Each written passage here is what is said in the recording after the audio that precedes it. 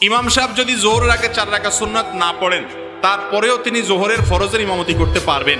তবে যেই 4 রাকাত সুন্নাত তার বাদ গেছে আগের, সেটা তিনি অবশ্যই পরে পড়ে দেওয়ার চেষ্টা করবেন। কারণ নবী করিম সাল্লাল্লাহু আলাইহি সাল্লামের একবার এরকম হয়েছে, মেহমান আসার কারণে উনি অনেক ব্যস্ত হয়ে পড়েছেন, জোহরের আগের 4 রাকাত সুন্নাত পড়তে পারেন নাই। এই সুন্নাতটাই তিনি পরবর্তীতে পড়ে দিয়েছেন। এজন্য পরবর্তীতে পড়া উচিত। যদি কখনো কালে বদলে আর পড়া না হয়, বড় কোনো গুনাহ হবে না, হঠাৎ একদিন ছুটে গেছে, কিন্তু প্রায় এরকম করা বা নিয়মিত করা এটা অনুচিত। কারণ এই সুন্নাতটা নবী করিম সাল্লাল্লাহু আলাইহি সাল্লাম ছাড়তেন না, গুরুত্বপূর্ণ বিষয়, অতএব এটা করা উচিত।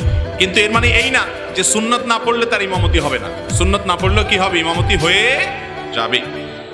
আর এক ওয়াক্ত নামাজ না পড়ে অন্য ওয়াক্তের ইমামতি করা যাবে কিনা, এর উত্তর অবশ্যই আগের ওয়াক্তের নামাজ পড়তে হবে, তারপরে পরের ওয়াক্তের নামাজ পড়বেন। ইমামতি করেন আর মুক্তাদি হন, যাই হন না কেন, আগের ওয়াক্ত, ধরেন ফজর নামাজ বাদ গেছে, তাহলে আপনার এখন জোহরের সময় হয়েছে, আগে জোহর পড়বেন না আগে ফজর পড়বেন, তারপরে কি পড়তে হবে? জোহর পড়তে হবে। এটা মুসল্লির জন্য তা ও ইমামের জন্য তা। ছোট সময় অনেকের গাছের ফল চুরি করে খেয়েছি, আমরা এখন বুঝতে পারছি, কিন্তু আগের গুনাহগুলো কিভাবে মাপ পেতে পারি। এই চুরি করে নাই এমন মানুষ পাওয়া কঠিন। হুজুর, গায়রে হুজুর, সবাই আমরা কম বয়সে এই চুরিটা ছোটবেলায় আমাদের হয়ে গেছে, তাই না? এই জন্য এই প্রশ্নটা সব জায়গায় গেলেই পাবলিক করে প্রায়। দেখেন, ছোটবেলা যাদের গাছের ফল টল চুরি করে খাইছেন, বেশিরভাগই চাচা জ্যাঠা আশপাশে ময়মুরব্বি হবে, ঠিক না?